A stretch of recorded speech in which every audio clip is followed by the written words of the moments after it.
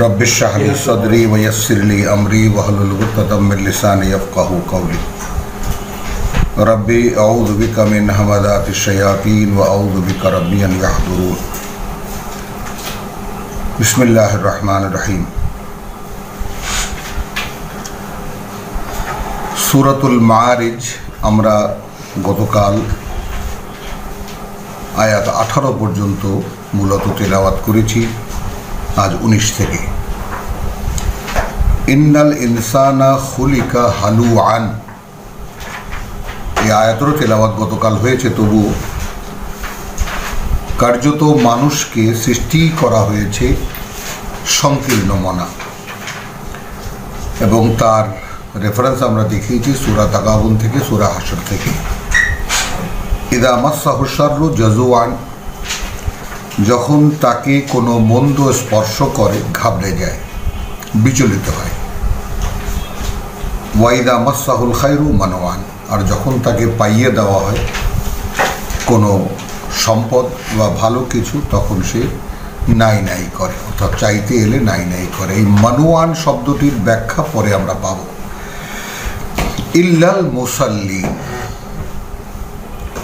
এই কাজটা করে না মুসাল্লিরা। এখন আমরা আমাদের সমাজে, আমরা আমাদের ধর্মমতে মুসল্লি বলতে বুঝি মসজিদে যারা নামাজ পড়তে যায়, এবং মসজিদের মুসল্লিরা ইত্যাদি। মুসল্লি শব্দটি আমরা যেইভাবে ব্যবহার করি তাকে সামনে রাখুন। আল্লাযীনা হুম আলা সলাতিহিম দাইমুন, মুসল্লিদের বিবরণ শুরু হয়েছে। এরা তারাই যারা তাদের সলাতে, মানে দাইমুন শব্দটি সার্বক্ষণিক। এখন ব্যাপারটাকে আমরা কিভাবে নেব? তর্জমা করা হয়েছে যারা নিজেদের নামাজ রীতিমতো আদায় করে, এটা আরবির তর্জমা হয়নি। আলা সলাতিহিম দাইমুন, তারা তাদের, যদি এইভাবে বলি, তারা তাদের সালাতের উপরে একেবারে অবিচল দাঁড়ানো, প্রতিষ্ঠিত। ওয়াল্লাযীনা ফি আমওয়ালিহিম হাক্কুন মালুম, আরও ডিটেল আসছে। এবং এরা তারাই যারা তাদের সম্পদে অধিকার রয়েছে, এই ব্যাপারটা জানে। লিসাইলি ওয়াল মাহরুম, যারা চাইতে আসে এবং যারা বঞ্চিত। ওয়াল্লাযীনা ইউসাদ্দিকুনা বিয়াউমিদ্দিন, এবং এরা তারাই যারা সত্য প্রমাণ করে মহাবিচারের দিনকে। তাহলে সালা আলা সলাতিহিম দাইমুন ক্রমান্বয়ে উদ্ভাসিত হয়ে আসছে, কিন্তু যে তারা তাদের যা অনুশীলনী তার উপরে তারা সার্বক্ষণিকভাবে দাঁড়ানো। ওয়াল্লাযীনা হুম আন আযাবি মিন আযাবি রাব্বিহিম মুশফিকুন, এবং এরা তারাই যারা তাদের প্রতিপালকের শাস্তির ব্যাপারে রীতিমতো আতঙ্কিত। ইন্না আযাবা রাব্বিহিম গায়রু মামুন, কারণ তাদের প্রতিপালকের যে শাস্তি তা ভয় না করে পারা যায় না। ওয়াল্লাযীনা হুম লিফুরুজিহিম হাফিজুন, এবং এরাই তারা যারা তাদের লজ্জাস্থানের সংরক্ষণ করে। আমরা আরেকটু অগ্রগামী হব একালের এই প্রেক্ষিতের বর্ণনায়। এবং এরা তারাই যারা তাদের চারিত্রিক দোষ ত্রুটির ব্যাপারে অত্যন্ত সজাগ এবং সংরক্ষক।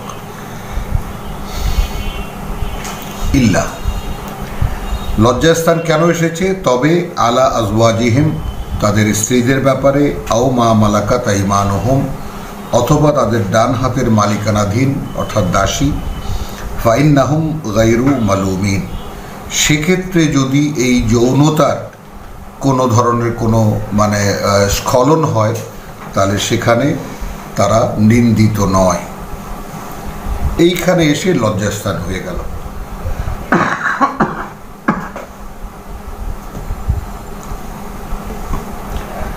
ফামান ইবতাগা ওয়ারা যালিকা,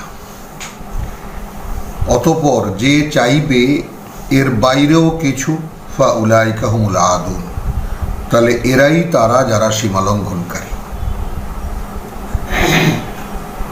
আসলো ওয়াল্লাযীনা হুম লিফুরুজিহিম হাফিজুন থেকে নিয়ে তিনখানা আয়াতের কনক্লুশন হলো ফামান ইবতাগা ওয়ারাআ যালিকা, স্ত্রী আছে, দাসী রয়েছে, এর বাইরে যারা চাইবে তারা সীমালঙ্ঘনকারী। ওয়াল্লাযীনা হুম লিআমানাতিহিম ওয়া আহদিহিম রাউন, এবং এরা তারাই যারা তাদের কাছে রক্ষিত আমানত এবং তাদের অঙ্গীকার সে ব্যাপারে তারা রাখাল। রাউন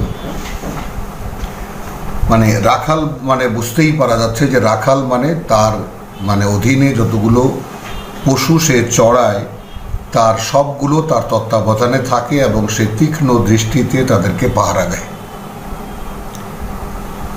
ওয়াল্লাযীনা হুম বিশাহাদাতিহিম কায়েমুন, এবং এরা তারাই তাদের যে সাক্ষ্য সে সাক্ষ্যের ব্যাপারে তারা দণ্ডায়মান। ওয়াল্লাযীনা হুম আলা সলাতিহিম ইউহাফিজুন। আবার আসলো সেকেন্ড ব্র্যাকেট, শুরু হয়েছিল আল্লাযীনা হুম ফি সলাতিহিম দাইমুন, ব্র্যাকেট শেষ হলো ওয়াল্লাযীনা হুম আলা সলাতিহিম ইউহাফিজুন, এবং তারা তাদের এই যে সালাত বা করণীয়গুলো, অনুশীলনীগুলো বা অনুশীলনগুলো, এগুলোর ব্যাপারে তারা দণ্ডায়মান। উলাইকা ফি জান্নাতিন মুকরামুন, এইরকম যারা তারা হবে সুন্দর বনভূমিতে সম্মানিত। একটু দেখি, আমরা দেখব এই যে প্রথমত মুসাল্লি শব্দটি আমরা পাব সূরা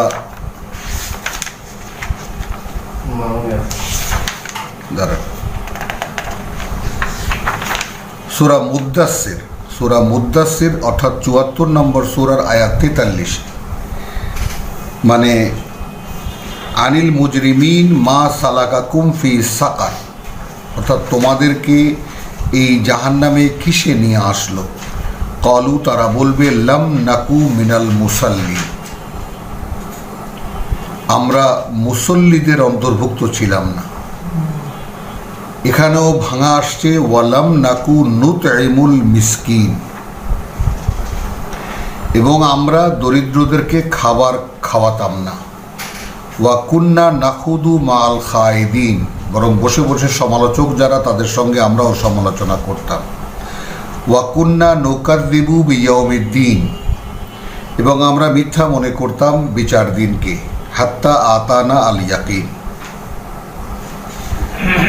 আর একখানা আয়াত সংযুক্ত করে নেই ফামা তানফাউহুম শাফাআতুশ শাফিঈন, তাই কোনো কাজে আসবে না তাদের কোনো সুপারিশকারীর কোনো সুপারিশ। এই যে একটা ইতিবাচক একটা নেতিবাচক সালাতের ব্যাপারে, লাম নাকু মিনাল মুসাল্লিন। আসুন এবার আমরা সালাতকে দেখি। আবার এটা এই গেল। আর সূরাতুল মাউনে ফাওয়াইলুল লিল মুসাল্লিন, অতএব ধ্বংস অনিবার্য তাদের, ধ্বংস অনিবার্য সেই মুসল্লিদের। এখন মুসল্লি কারা? সূরা মাউনের আরাইতা আল্লাযী ইউকাযযিবু বিদ্দীন, তুমি কি দেখেছো তাদেরকে যারা বিচার দিনকে মিথ্যা মনে করে? ফাযালিকা আল্লাযী ইয়াদউল ইয়াতীম, এরাই তারা যারা ধাক্কা দেয় ইয়াতীমকে, অর্থাৎ তাড়িয়ে দেয় ইয়াতীমকে। ওয়ালা ইয়াহুদ্দু আলা তুআমিল মিসকিন, সেই 0 পয়েন্ট, অর্থাৎ কাউকে উৎসাহিত করে না দরিদ্রকে খাবার খাওয়াতে, নিজের নেই ভালো কথা। ফাওয়াইলুল লিল মুসাল্লিন, তাহলে ধ্বংস অনিবার্য এই মুসল্লিদের। আল্লাযীনা হুম আন সালাতিহিম সাহুন, তাহলে এখন সালাত কোথায় খুঁজবো আমরা? কিন্তু সেই নামাজিদের যাহারা নামাজের ব্যাপারে অবজ্ঞা দেখায়। তর্জমা তো এই আছে, আল্লাযীনা হুম ইউরাউন, তারা যা কিছু করে লোক দেখায়। ওয়া ইয়ামনাউন আল মাউন, এবং তারা আপনি সামান্য কিছু চাইতে গেলেও তা মুখের উপরে নিষেধ করে দেয়।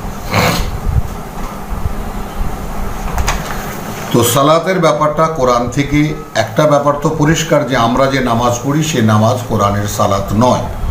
এই ব্যাপারে কোনো সন্দেহ সংশয়ের আর কোনো কারণ নেই, কারণ কোরআন আমরা এখন শেষ করেছি, আমরা অধ্যয়নের শেষ পর্যায়ে আছি এবং শেষ পর্যায়ে সালাতের যে বর্ণনা দেওয়া হলো তা আবার আমরা একটু দেখি। আল্লাযীনা হুম আলা সলাতিহিম দায়িমুন। এখন আমরা নামাজ পড়ি 5 ওয়াক্ত, এবং এই জন্য 5 ওয়াক্ত নামাজকে, এই দায়িমুনকে, কোরআনের এই আয়াতকে মানে ব্যাখ্যা বিশ্লেষণ দিয়ে হাদিস দিয়ে সত্যায়ন করতে গিয়ে গল্প বানানো হয়েছে যে যখন রসুল সাল্লাল্লাহু আলাইহি সাল্লাম মেরাজে গিয়েছিলেন আল্লাহর কাছে, তখন প্রথমেই তাকে 50 ওয়াক্ত নামাজ দেওয়া হয়েছে। এক এক আসমানে এক একবার আসছেন আর মুসা তাড়িয়ে তাড়িয়ে আবার তাকে ফেরত পাঠিয়েছেন। শেষকালে 5 ওয়াক্ত নামাজ স্থির হয়েছে এবং এরপর বলছেন তোমার উম্মত এটাও করতে পারবে না, আবার যাও। বলছে আমার লজ্জা লাগে, আমি আর যাব না। তাই 5 ওয়াক্ত নামাজ শেষ পর্যন্ত রইল। এখন কোরআন বলছে আল্লাযীনা হুম ইল্লাল মুসাল্লিন। মুসাল্লিদের পরিচয় হলো তারা যারা তাদের সালাতে দায়েম। এখন সালাতে দায়েম মানে তাহলে সালাত একটি কাজ যদি গণ্য করি, বা সালাত একটি অনুশীলনী যে অনুযায়ী কাজ করতে হয়। কি সেটা? ওয়াল্লাযীনা ফি আমওয়ালিহিম হাক্কুন মালুম। প্রথমত অন্তর্গত ব্যাপার, তাদের সম্পদে অধিকার রয়েছে, এই ব্যাপারটা তাদের অবগতিতে তাদের জানা আছে যে আমাদের যে টাকা পয়সা তাতে অধিকার, হক, একেবারে অধিকার রয়েছে কার? লিসাইলি ওয়াল মাহরুম, যারা চাইতে আসে এবং যারা বঞ্চিত। কে আমাদের মধ্যে? আর কোন মসজিদে নামাজ পড়া রীতিমতো 5 ওয়াক্ত নামাজ আদায়কারীর অবগতিতে এই কথাটি রয়েছে। তাহলে তাদের বিশাল বিশাল বাড়ি ঘর, ব্যবসা বাণিজ্য, গ্রুপ অফ ইন্ডাস্ট্রি হয় কি করে? সালাত পড়তে পড়তে এখানে বিরাট, একেবারে বিরাট মেস হয়ে গেছে, কালো দাগ, বিশাল কালো দাগ হয়ে গেছে। ওদিকে সম্পদের পাহাড়ও জমছে, ওদিকে বিভিন্ন স্টাফদের মধ্যে বোনাস হিসাবে হজে পাঠানোর একটা রেওয়াজ করা হয়েছে। পুণ্যের শেষ নেই কোনো।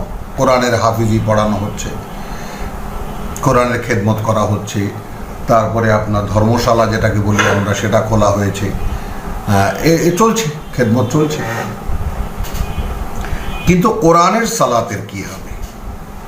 কোরআনের সালাত তারাই, অর্থাৎ তারাই দায়েম কোরআনের সালাতে যারা তাদের সম্পদে অধিকার রয়েছে, যারা চাইতে আসে এবং যারা বঞ্চিত। তাহলে এরা মুসাল্লিন। ওয়াল্লাযীনা ইউসাদ্দিকুনা বিয়াউমিদ্দিন।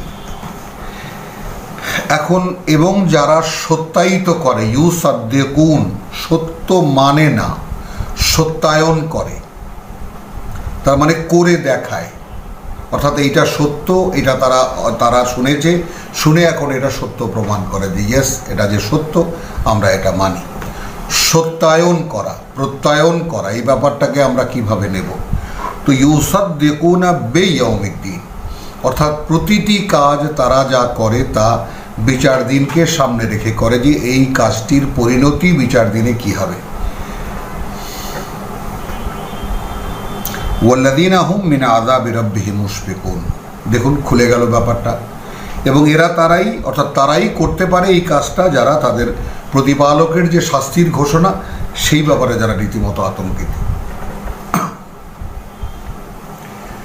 ইন্না আযাবা রাব্বিহিম গায়রু মামুন, কারণ তারা জানে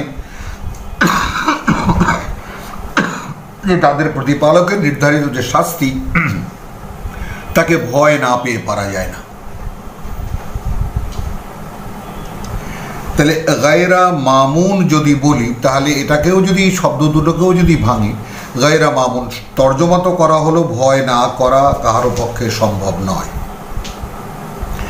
তাহলে মুশফিকুন, ওয়াল্লাযীনা হুম মিন আযাবি রাব্বিহিম মুশফিকুন, এবং এরা তারাই যারা তাদের প্রতিপালকের শাস্তির ব্যাপারে রীতিমতো আতঙ্কিত। এটা বলেছি আমরা।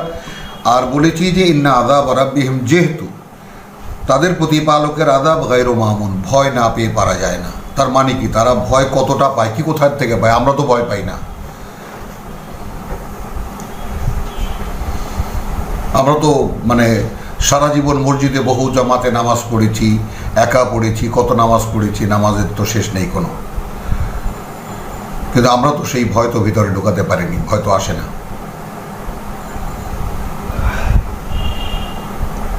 তাহলে যারা এই কোরআন পড়ে, কোরআন জানে, কোরআন অনুশীলন করে এবং আল্লাহর নির্দেশ যথারীতি মেনে চলে, তাদের পক্ষে সম্ভব যে এই অনুশীলনী করতে করতে একসময় অন্তর্জগতে বিষয়গুলো স্পষ্ট হয়ে যায়। এটাই আমার করণীয়।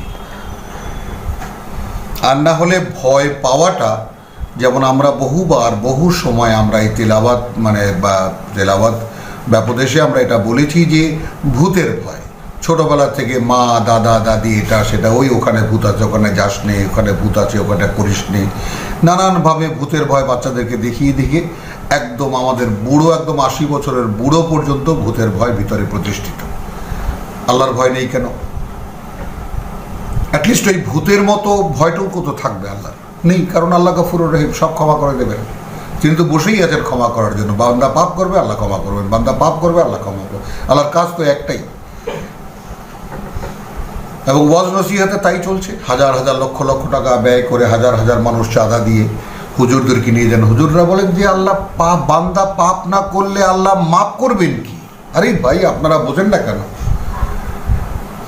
মানুষ বলে তাই তো, আল্লাহ এত বিশাল, একবার সুবহানাল্লাহ বললে আকাশ, 7 আকাশ থেকে নিয়ে পৃথিবী পর্যন্ত সব ভরে যায়।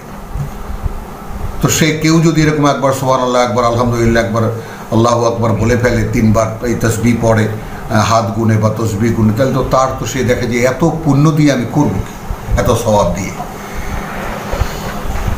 যাই হোক, তো ওয়াল্লাযীনা ইউসাদ্দিকুনা বিয়াউমিদ্দিন, তারা প্রতিটি কাজে সত্যায়ন করে, প্রত্যায়ন করে বিচার দিনকে তারা ভয় পায়। যার বর্ণনা দিল ওয়াল্লাযীনা হুম মিন আযাবি রাব্বিহিম মুশফিকুন, কারণ কোন কাজটি করব, কোথায় কোন ভুল হবে এবং আমার প্রতিপালকের শাস্তির মুখোমুখি হবে, আমি রীতিমতো ভাই এই আতঙ্কে থাকি। ইন্না আযাব রাব্বিহিম গায়রা মামুন, কারণ তাদের প্রতিপালকের যে আযাব, সেটা ভয় না পেয়ে পারা যায় না। তার মানে ভয়টা রীতিমতো অন্তরের গভীরে। আমরা যেটা দেখেছি যে ওয়ালাম্মা ইয়াদখুলিল ঈমানু ফি কুলুবিকুম, ঈমান এখনো তোমাদের অন্তরে প্রবেশ করেনি। এই ভয়টা আমাদের অন্তরে, আমাদের চেতনায়, আমাদের অস্তিত্বের মধ্যে প্রবেশ না করলে এই অভিব্যক্তি বাইরে আসা সম্ভব নয়। ওয়াল্লাযীনা হুম লিফুরুজিহিম হাফিজুন, এবং যারা তর্জমা অনুযায়ী, এবং যারা তাদের লজ্জাস্থান বা লজ্জাকর কাজের ব্যাপারে তারা সংরক্ষক। ইল্লা আলা আজওয়াজিহিম, ব্যতিক্রম তাদের স্ত্রীরা, আও মা মালাকাত আইমানুহুম, এবং তাদের ডান হাতের মালিকানাধীন যে সমস্ত দাসী রয়েছে, ফাইন্নাহুম গায়রু মালুমিন, তাদের ক্ষেত্রে যদি সেখানে কোনো কিছু হয় তাহলে সেখানে তারা ধিকৃত বা তিরস্কৃত নয়। ফামান ইবতাগা ওয়ারাআ যালিকা, তাহলে এই যে যৌনতার ব্যাপারটা, সেক্সুয়াল ব্যাপারের কোরআন যে সংরক্ষণের ব্যাপারে এতটাই কঠিন এবং এতটাই পিউরিটি রাখতে বলেছেন, যেটা আমরা সূরা বাকারায় তালাকের প্রসঙ্গে আমরা দেখে এসেছি, বিবাহ শাদীর প্রসঙ্গে দেখে এসেছি, স্ত্রী সঙ্গমের ব্যাপারে দেখে এসেছি, একদম ডিটেইল আমরা দেখে এসেছি সেখানে। এবং সেখানে যেই পরিশুদ্ধ এবং পরিচ্ছন্নতার ব্যাপারে বলা হয়েছে, সেই ব্যাপারটা এতটাই যে তিলকা হুদুদুল্লাহ, তিলকা হুদুদুল্লাহ, তিলকা হুদুদুল্লাহ, এক আয়াতে 4 বার, পরবর্তী আয়াতে আরও 2 বার, 6 বার দুখানা আয়াতে বলা হয়েছে এইটা আল্লাহর চৌহদ্দি, এটা আল্লাহর চৌহদ্দি। অতএব এখানে কোনো সীমালঙ্ঘন চলবে না। সেই কারণে ফামান ইবতাগা ওয়ারাআ যালিকা ফাউলাইকা হুমুল আদুন, তাহলে স্ত্রী রয়েছে, ডান হাতের মালিকানাধীন দাসী রয়েছে, যেটা আমাদের দেশে নয়। আমাদের দেশে দাস প্রথা নেই বলে আমাদের দেশে এটা নেই। ফাউলাইকা হুমুল আদুন, এখন এই দাস প্রথা নিয়ে, দাস প্রথা কে উচ্ছেদ করলো, কেন উঠে গেল? পরোক্ষভাবে দাসত্ব তো চলছে, কিন্তু প্রত্যক্ষ দাসত্ব কেন উঠে গেল, এটার কাহিনী অনেক লম্বা। তা এই কারণে আমরা অনেকেই ডান হাতের মালিকানাধীন দাসীর ব্যাপারটা নিয়ে অনেক ধরনের তর্ক বিতর্ক তৈরি হয়। আসলে কোনো তর্ক আসলে নেই কার্যত, কারণ দাসীকে যখন মহাজনের কাছ থেকে কিনে আনা হয় তখন একটা বড় পেমেন্ট দিয়েই আনা হয়। একজন মানুষকে কেনা ব্যাপারটা ভালো একটা মূল্য দিয়েই তাকে আনতে হয়। যেমন ইউসুফ বিক্রি হয়ে গিয়েছিলেন বাজারে, তো সেইভাবে যেখানে দাসপ্রথা ছিল, কেনাবেচা ছিল মানুষের, সেই কেনাবেচার মধ্যে কিনে আনার ব্যাপারে যে টাকাটা ব্যয় করা হয়, দেখা যায় একজন মহিলাকে বিয়ে করতে গেলে তার মহারণা হিসেবে ওই একই টাকা দিতে হয়। তো আমি শুধু ইঙ্গিত করলাম, এই বিষয়টা অনেক বিতর্কিত ব্যাপার। আমাদের যারা কোরআনের যারা মানে মোটামুটিভাবে অধ্যয়ন করেন তাদের মধ্যেও এই ব্যাপারটা নিয়ে বিভিন্ন কথাবার্তা চলে। ফামান ইবতাগা ওয়ারা যালিকা ফাউলাইকা হুমুল আদু, এবং যারা চাইবে এর বাইরে তারাই হলো সীমালঙ্ঘনকারী। তো আমরা সালাতের যে মানে দফাগুলো সেগুলোকে একটু লক্ষ্য করব আমরা। ওয়াল্লাযীনা হুম লিআমানাতিহিম ওয়া আহদিহিম রাউন, এই আমানাত এবং আহাদ এই ব্যাপারটা আমরা কিভাবে নেব?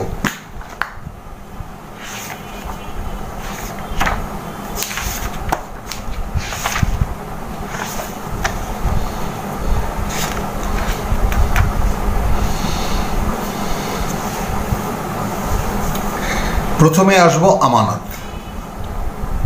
ইন্না আরাদনাল আমানাতা আলাস সামাওয়াত, সূরা আহজাব অর্থাৎ 33 নম্বর সূরার আয়াত 72। ইন্না আরাদনাল আমানাতা আলাস সামাওয়াত, আমরা এই আমানত আমরা উপস্থাপন করেছিলাম, সামনে রেখেছিলাম এই আমানতকে আকাশমণ্ডলীর সামনে, আকাশমণ্ডলীর, ওয়াল আরদা এই পৃথিবীর, ওয়াল জিবাল এবং পর্বতমালার। ফা আবাইনা তারা অস্বীকার করলো, আন ইয়াহমিল নাহা যে এর দায়িত্ব তারা বহন করতে পারবে না। ওয়া আশফাকনা মিনহা এবং ভয় পেয়ে পিছিয়ে গেল তা থেকে। ওয়া হামালাহা আল ইনসান কিন্তু বহন করতে এলো মানুষ। ইন্নাহু কানা যালুমান জাহুলা, কার্যত সে তখন ছিল অজ্ঞতার অন্ধকারে। যখন নিয়েছিল দায়িত্ব বুঝতে পারেনি যে কত বড় দায়িত্ব এটা। কি দায়িত্ব? আমরা এই সূরা আলোচনার সময় তেলাওয়াতের সময় বলেছি, ইয়া আইয়ুহাল্লাযীনা আমানু ইত্তাকুল্লাহা ওয়া কুলু কাওলান সাদীদা। এই আমানত বলেছি কাওলান সাদীদ। এই তিনখানা আয়াতের মধ্যে লক্ষ্য করলেই আমরা যে সালাতের কথাটা দেখলাম তা একদম স্পষ্ট হয়ে যাবে। ইউসলিহ লাকুম আমালাকুম, কাওলান সাদীদকে যদি অনুশীলন করা হয় তাহলে শুদ্ধ হয়ে যাবে তোমাদের সকল কাজকর্ম। ওয়া ইয়াগফির লাকুম যুনুবাকুম, তো আপনা থেকেই ক্ষমা হয়ে যাবে তোমাদের যত পাপ। ওয়ামান ইউতিইল্লাহ ওয়া রাসূলাহু, এখন এই কাজকর্ম হবে কিভাবে? আনুগত্য করতে হবে আল্লাহর, অর্থাৎ আল্লাহ যা বলেছেন তাই করতে হবে কিভাবে? অর্থাৎ তার বার্তাবাহক যেভাবে দেখিয়েছেন সেইভাবে। ফাকাদ ফাজা ফাওজান আযীমা, তাহলে তারা একেবারে মানে বড় সফলতা অর্জন করবে তারা। এই যে ব্যাপারটা, ইন্না আরাদনাল আমানাতা, তো এই যে আমানত, সেই আমানত দেখুন এবং আহাদ দেখুন। আহাদের বিভিন্ন জায়গায় বিভিন্ন রকমের বর্ণনা রয়েছে, কিন্তু মানুষ যে আহাদের মানে যে অঙ্গীকারে আবদ্ধ, আমরা শুধু সেইটুকু আপনাদেরকে দেখাবো। ওয়াইদ আখাযা রাব্বুকা মিন বানি আদম, যখন নিয়েছিলেন তোমার প্রতিপালক আদম বংশধরদের থেকে,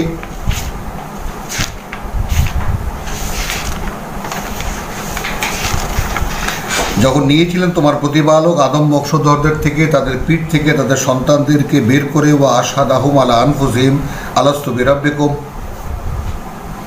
আমি কি তোমাদের সৃষ্টিকর্তা প্রতিপালক নই? ক্বালু বালা, মানে অঙ্গীকারটা কিভাবে হয়েছে? তারা বলেছে হ্যাঁ অবশ্যই। শাহিদনা, আমরা সাক্ষীও রাখছি, আমরা সাক্ষী বহন করছি পরিষ্কার যে আমরা তো ছিলাম না, আমরা হলাম কোত্থেকে, তো তুমি না বানালে আমরা হলাম কোত্থেকে? বা এটা তো বলা খুব সহজ। আন তাকুলু ইয়াউমাল কিয়ামাতি ইন্না কুন্না আন হাযা গাফিলিন, এমন হবে না তো যে আমরা এই ব্যাপারে সম্পূর্ণ অনবগত ছিলাম।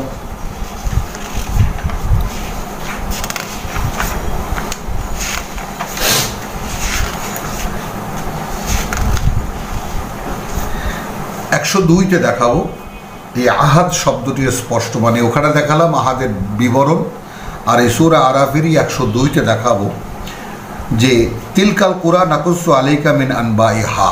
101-এ বলা হচ্ছে যে এই যে জনবসতিগুলো আমরা আগে এ সমস্ত ঘটনা তোমাকে খুলে বলেছি। ওয়ালাকাদ জাআতহুম রুসুলুহুম বিল বায়িনাত, সামগ্রিকভাবে গোটা মানবতার ইতিহাস কার্যত এসেছিল তাদের কাছে তাদের বার্তাবাহকরা স্পষ্ট সব প্রমাণ নিয়ে। ফামা কানু লিয়ুমিনু, তো বার্তাবাহকরা কি নিয়ে আসেন? কিতাব নিয়ে আসেন, কিন্তু তারা হয়নি যে তারা বিশ্বাস আনবে বিমা কাযযাবু, যা প্রত্যাখ্যান করা হয়েছিল বা করেছিল মিন ক্বাবলু, এর আগে। অর্থাৎ আগের প্রজন্ম যা করেছে, পরের প্রজন্মে এসে দেখা যায় যে তারাও সেই তাদের বংশধররা এসে সেই নবী রাসূলদেরকে মানছে না, অস্বীকার করছে। কাযালিকা ইয়াতবাউল্লাহু আলা কুলুবিল কাফিরিন, এইভাবেই অর্থাৎ কাফেরদের অন্তরে, অর্থাৎ অকৃতজ্ঞদের অন্তরে, বা যারা আল্লাহর বাণী ও বার্তা এবং আল্লাহর বার্তাবাহককে প্রত্যাখ্যান করে, অবিশ্বাস করে, তাদের যে মোহর হয়ে যায়, সেই মোহরের যে বংশধারা তৈরি হয়, তারাও সেই রকম একেবারে সুম্মন বুকমুন অমিয়ন ফাহুম লা ইয়ারজিউন, সেখান থেকে ব্যতিক্রম বেরিয়ে আসে, সেটা আল্লাহ করেন, ওখানে কারো কোনো হস্তক্ষেপ নেই। কিন্তু আপনি একজন মানে ইমানহীন মানুষ হবেন, আপনার সন্তানরাও ইমানহীন হবে আপনা থেকেই। যেটা বলছেন আল্লাহ যে ফামা কানু লিয়ুমিনু বিমা কাযযাবু মিন ক্বাবলু, যাকে এর আগে প্রত্যাখ্যান করা হয়েছিল তারা তার প্রতি বিশ্বাস আনতে রাজি হয়নি। এরপরে ওয়ামা ওয়াজাদনা লি আকসারিহিম, আমরা খুঁজেও পাইনি তাদের অধিকাংশে মিন আহাদিন, মানে কোনো ধরনের কোনো অঙ্গীকারের বোধ। ওয়াইন ওয়াজাদনা আকসারহুম লাফাসিকিন, বরং আমরা পাইনি তাদেরকে অধিকাংশই ফাসেক, অর্থাৎ মুখে বলতো মানি, কার্যত মানে না। এইবার আহাদ থেকে বুঝুন, এবং সেই আহাদের কথাই যে ওয়াইদ আখাযা রাব্বুকা, এই ধারাবাহিকতায় যাবে যখন তোমার প্রতিপালক এই অঙ্গীকার নিয়েছিলেন তো মানে আদম বংশধরদের থেকে, এই আহাদ। আর আমানত আপনাকে দেখালাম যে আমার কথা বাস্তবায়িত করে দেখানো, এটা আমানত। আমরা যখন লা ইলাহা ইল্লাল্লাহ বলি তখন সাথে সাথে আমরা আল্লাহ ছাড়া কাউকে কোনো কিছুকে মানি না বলার সঙ্গে সঙ্গে আমরা সেই অঙ্গীকারে আবদ্ধ হয়ে যাই, কিন্তু সেই অঙ্গীকারের বোধটা এখানে নেই। ওয়াল্লাযীনা হুম লিআমানাতিহিম ওয়া আহদিহিম রাউন, এবং আপনি এখন এইভাবে আমি যে তর্জমা করলাম তাকে লিখে নিন, লিখে নিয়ে আপনি দেখুন যে আগে থেকে যা আমরা বলেছি ইল্লাল মুসাল্লিনের যে ধারাবাহিক যে বর্ণনা এসেছে, সেই এদের পক্ষেই সম্ভব যারা তাদের অঙ্গীকার এবং তাদের কাছে রক্ষিত আল্লাহর কথাকে বাস্তবায়িত করার যে আমানত দেওয়া হয়েছে বা তারা নিজেরা নিয়েছে। আমরা সেখানে কি দেখেছি? ওয়া হামালাহা আল ইনসান, বহন করতে নিয়েছে মানুষ, আকাশ নেয়নি, পৃথিবী নেয়নি, পর্বতমালা নেয়নি। তারা ভয় পেয়ে পিছিয়ে গেছে, অস্বীকার করেছে তাকে বহন করতে, মানে করতে পারবে না তারা, যে দায়িত্ব আমরা পারবো না। তো সে আমানত মানুষ নিয়েছে, কিন্তু নিয়ে কি করেছে সেটাই দৃশ্যমান এখানে। এবং এই মুসাল্লিরা কি তাদের আমানতের ব্যাপারে তারা রীতিমতো রাখাল। ওয়াল্লাযীনা হুম বিশাহাদাতিহিম কায়িমুন, এই শাহাদাত কি? এখন তাদের শাহাদাতের ব্যাপারটা আমরা যাকে বলে যে দুখানা সূরা থেকে সূরা নিসার 135 চলুন, আমরা অনেক রয়েছে, তারপরেও আমরা শুধুমাত্র সূরা নিসার 35 থেকে শুধু দেখাবো। ইয়া আইয়ুহাল্লাযীনা আমানু কুনু কাওয়ামুনা লিল্লাহ, ওহে যারা বিশ্বাস এনেছো হও অবিচল দণ্ডায়মান বিল কিসত, লেখা হয়েছে ইনসাফের ধারক হও। তো ইনসাফ মানে ন্যায়, ন্যায় মানে ন্যায়পরতা, মানে বিভিন্নভাবে।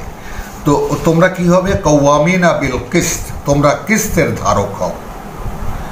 কিস্ত কি? শুহাদা আলিল্লাহ। তো আমরা খুঁজে দেখেছি কিস্ত মানে কিতাব, কারণ কিস্ত মানে ইনসাফ। ইনসাফ মানে কি? অর্থাৎ এদিকেও নয় ওদিকেও নয়। কিস্ত মানে দাড়ি পাল্লার ডান্ডার সোজা একেবারে যে নিক্তির যে ব্যাপারটা, অথবা এখনকার যে কাটাওয়ালা পাল্লার যে কাটা, যেখানে চিহ্নিত হয় যে হ্যাঁ এবার কেজি পূর্ণ হলো, এইটা কিস্ত। তাহলে এখন মানবতার মধ্যে কিস্ত কি? আল্লাহর কিতাব। তাহলে তোমরা কিতাবের উপরে দণ্ডায়মান হও শুহাদা আলিল্লাহ। এটাই আল্লাহর সাক্ষ্যদাতা। তাহলে তোমরা সব সাক্ষীদাতা আল্লাহর। লক্ষ্য করার মতো বিষয়, ওয়ালাউ আলা আনফুসিকুম, এখানে বিচারের ব্যাপারে বলা হয়েছে যদি তা তোমাদের নিজেদের বিরুদ্ধেও যায়। এবার সূরা মায়েদার 7 নম্বরে বা 8 নম্বরে বলা হচ্ছে যে ইয়া আইয়ুহাল্লাযীনা আমানু কুনু কাওয়ামিনা লিল্লাহ। ওখানে কুনু কাওয়ামুনা বিল কিসত শুহাদা লিল্লাহ, আর এখানে কুনু কাওয়ামিনা লিল্লাহ শুহাদা বিল কিসত। তোমরা দণ্ডায়মান হও আল্লাহর জন্য, সেটাই কিস্তের সাক্ষ্যদাতা, অর্থাৎ ন্যায়পরতার সাক্ষ্যদাতা, ইনসাফের সাক্ষ্যদাতা বা সঙ্গতির সাক্ষ্যদাতা, যে এটাই সঙ্গত।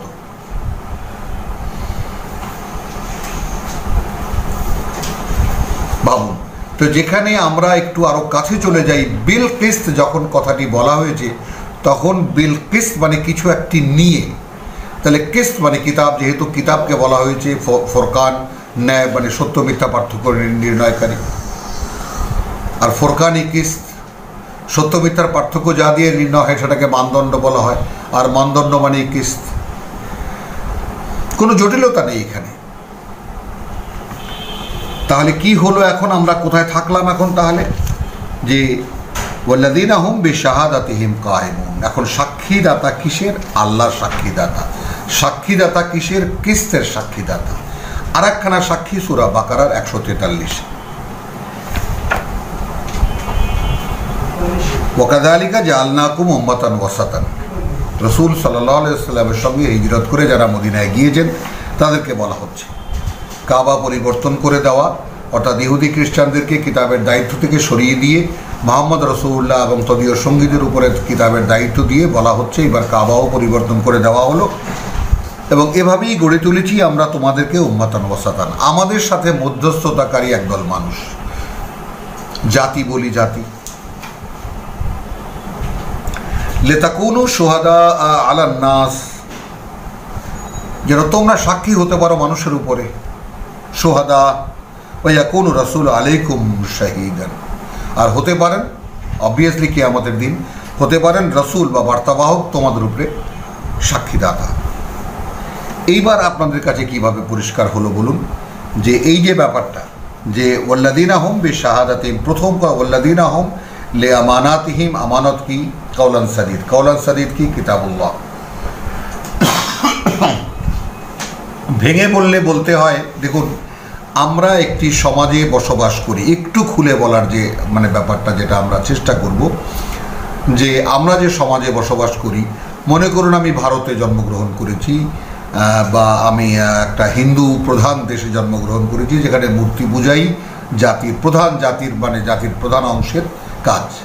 পূজা উপাসনার ব্যাপারে মূর্তি পূজা করে তারা। আছে কোটি কোটি খ্রিস্টান, তার মধ্যে আছি আমরা মুসলিমরাও। প্রত্যক্ষ পরোক্ষভাবে যাদের অন্তরের মধ্যে কোনো না কোনো মূর্তির, কোনো না কোনো শক্তির, যেটা আমরা ওখানকার প্রধান চর্চা যেটা সেখান থেকে মনের মধ্যে ঢুকে যায়, যেটা সূরা ইউসুফে আমাদেরকে পরিষ্কার করে দেখিয়েছেন। সূরা বাকারায় আল্লাহ তাআলা দেখিয়েছেন ওয়া উশরিবু ফি কুলুবিহিমুল ইজলা, যে মিশরে থাকতে মিশরি জাতি যে কিবতীরা যে গরু পূজা করত, সেই গরু পূজার ব্যাপারটা তাদের অন্তরের গভীরে ঢোকানো, একেবারে ডুবানো।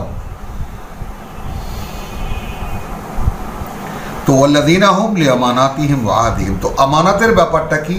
যে এই যে তুমি যে অবস্থায় আছো সেই অবস্থায় পরিবর্তন চাইবেন আল্লাহ, যে তুমি যেখানে তোমাকে পাঠিয়েছি ওইখানে থেকে আমি যে অনুশীলনী দিয়েছি বা আমি যে অনুশীলন করার জন্য যে বার্তা দিয়েছি সেই বার্তা অনুশীলন করে নিজেকে বদলাও, যেটাকে তাজকিয়া বলা হয়েছে, ওয়া ইউযাক্কিহিম, নিজেকে পরিশুদ্ধ করার কথা বলা হয়েছে। তাহলে এই কাওলান সাদীদ, সেটাই শুহাদা আলিল্লাহ, সেটাই কায়েমান বিল কিসত। মিলান এখন ব্যাপারগুলো, কোনো গড়মিল কোথাও পাওয়া যাবে না ইনশাআল্লাহ। তাহলে ওয়াল্লাযীনা হুম লিআমানাতিহিম, এটা গেল আমানত। ওয়া আহাদিহিম 172 দেখিয়েছি, 101-2 দেখিয়েছি সূরা আরাফ।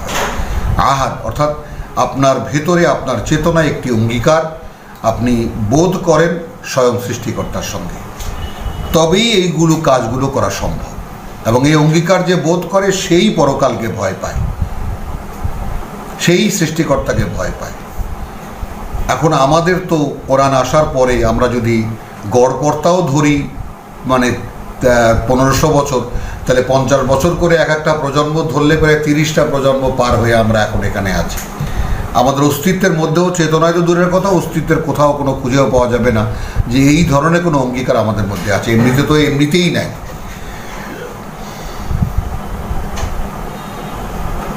তাহলে এবার মুসল্লিদেরকে চেনার চেষ্টা করি আমরা। মুসল্লি বা সালাত আসলে কি? সালাত মানে একটা অনুশীলনী এবং সেগুলো কিছু কাজ, সেই কাজের তালিকা এখানে দেওয়া হলো।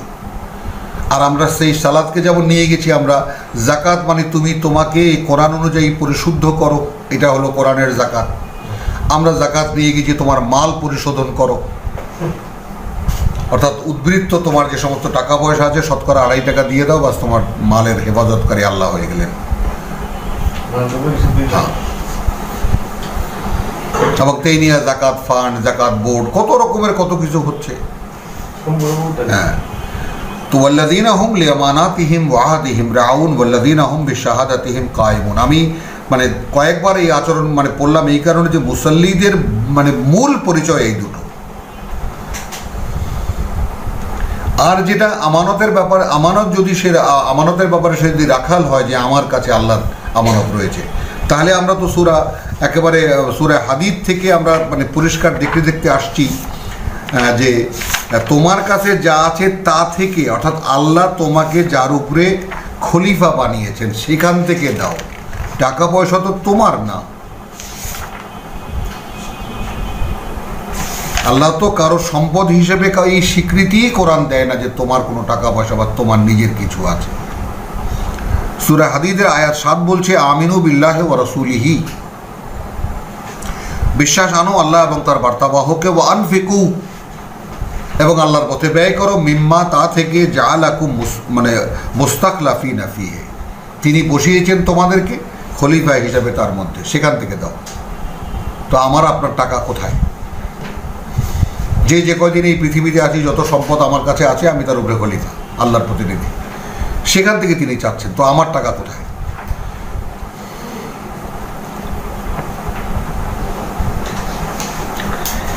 তাহলে এরা যারা তাদের কাছে রক্ষিত আমানত, তাহলে সম্পদ যদি আমানত হয় তাহলে বিশ্বাসও আমানত।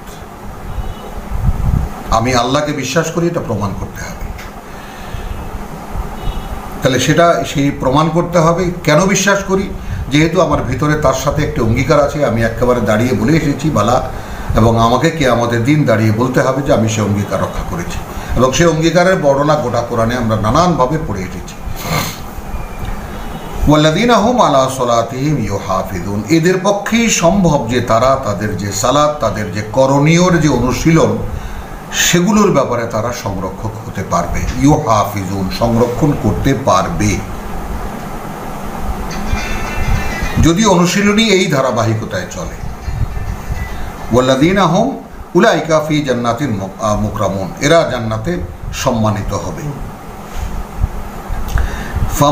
ফামা লিআল্লাযীনা কাফারু কিবালাকা মুহতিঈন, তাহলে তোমাকে যারা প্রত্যাখ্যান করেছে, তোমার বাণী শুনতে চায় না, তুমি আল্লাহর বার্তাবাহক, এই বিষয়টার স্বীকৃতি যারা দেয় না, তাহলে তাদের কি হয়েছে যে তারা একেবারে ঊর্ধ্বশ্বাসে তোমার দিকে ছুটে ছুটে আসছে?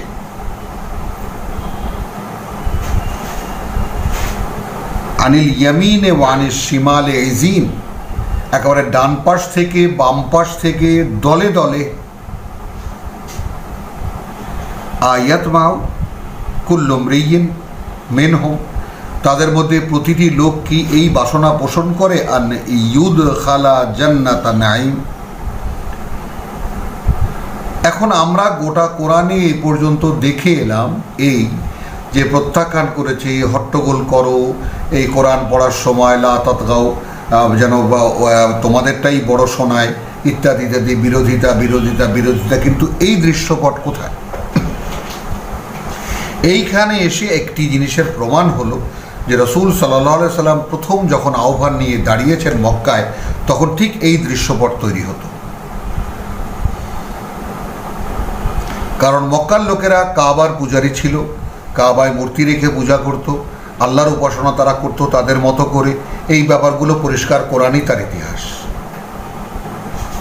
তো কাজী প্রথম যখন দাঁড়িয়ে বললেন তখন ডান পাশ দিয়ে বাম পাশ দিয়ে ঊর্ধ্বস্বরে ছুটে ছুটে আসতো মোহাম্মদ কি কথা নিয়ে দাঁড়িয়েছে। তাহলে তারা, তাদের মধ্যে বহু লোক পরকাল বিশ্বাসী ছিল এবং তারা কি চায়, এই বাসনা পোষণ করে ইয়াতমাউ কুল্লু মরিয়িন মিনহুম আন ইউদখালা জান্নাতান নাঈম, যে নিয়ামতে পূর্ণ জান্নাতে বা প্রাচুর্যপূর্ণ জান্নাতে তাদেরকে প্রবেশ করানো হবে বা ঢুকতে দেওয়া হবে। কাল্লা, কখনো নয়।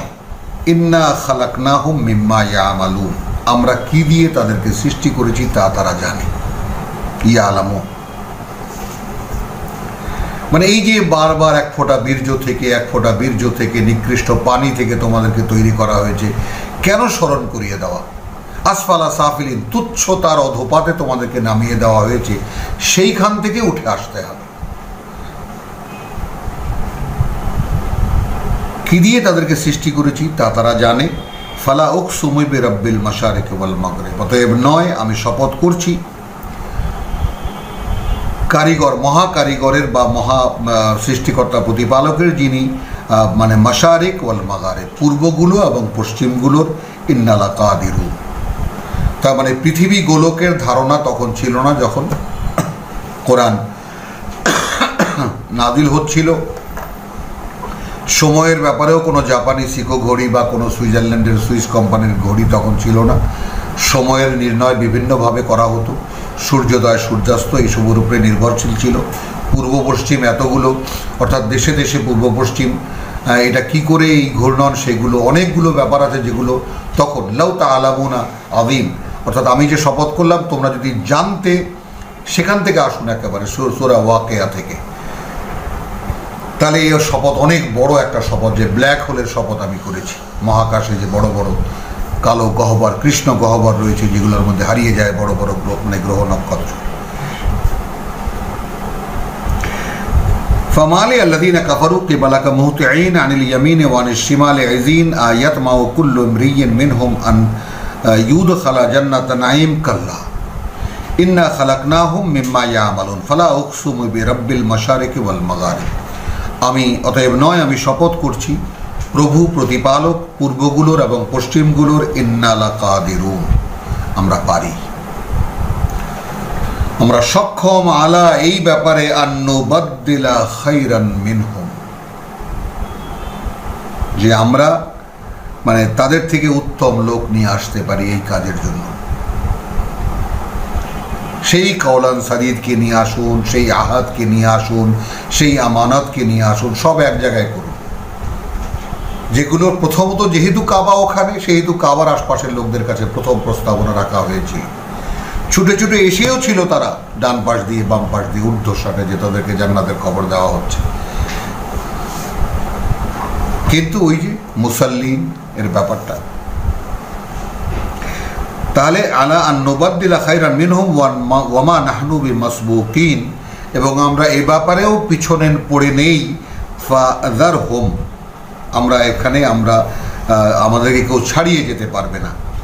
ফাযারহুম, অতএব এখন বার্তাবাহককে সরাসরি ছেড়ে দাও এদেরকে, ইয়াকুদু ওয়া ইয়ালআবু, এরা তোমার আলোচনা সমালোচনা তোমার কিতাবের করতে থাক এবং খেলতে থাক, ব্র্যাকেটে বলে নেই তাদের জীবন নিয়ে, হাত্তা ইউলাকু ইয়াওমাহুমুল্লাযী ইউআদু, যে পর্যন্ত না মুখামুখি হয় তারা তাদের সেই দিনের যার ভয় তাদেরকে দেখানো হয়েছে।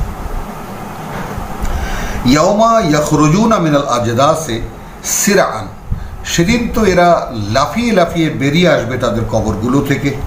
কান্নাহুম ইলা নুসুবিন ইউফিদুন, যে তারা যেন মনে হয় কোনো আখড়ার দিকে ছুটে যাচ্ছে। খাশিয়াতান আবসারুহুম, অবনমিত থাকবে তাদের দৃষ্টি। তারহাকুহুম যিল্লাতুন, আচ্ছন্ন থাকবে লাঞ্ছনা। যালিকাল ইয়াওম আল্লাযী কানু ইউআদুন, এই সেই দিন যেই দিনের ভয় তোমাদেরকে দেখানো হতো। এইখানে এসে আপনার সূরা আয়াত 44খানা আয়াতে সূরা মাআরিজ শেষ হলো। আমরা ঠিক এর যে ক্রস রেফারেন্স যতটা দরকার ছিল সেটা আমরা করতে পারিনি। ইনশাআল্লাহ আগামীতে আমরা দেখাবো। আরও সামনে যেহেতু রয়েছে বহু সূরা একই প্রসঙ্গের, রব্বানা আমান্না বিমা আনজালতা ওয়াত্তাবানা রাসূল ফাকতুবনা মা শাহিদিন ওয়া মা আলাইনা ইল্লাল বালাগ ওয়া মা তৌফিকি ইল্লা বিল্লাহ।